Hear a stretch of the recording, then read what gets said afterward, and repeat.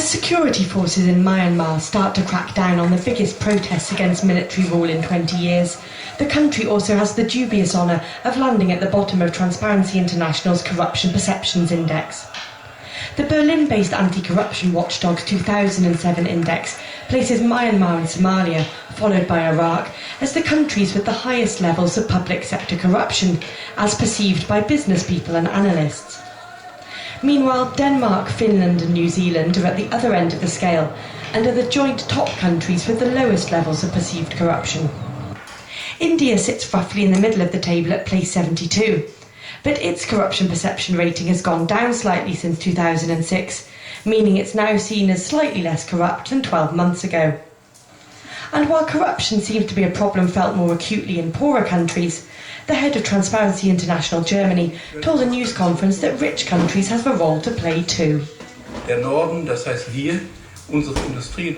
North, that means us, our industry and our banks, are also partly responsible for the problems of the South.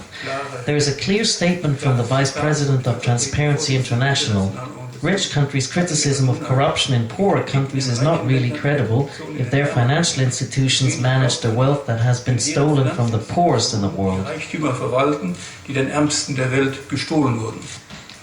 But what the index doesn't measure is perceived corruption in business. Germany remains in 16th place in the survey, but outside the public sector, the country's business reputation has been tarnished by the ongoing investigation into suspected bribery and corruption at international conglomerate Siemens.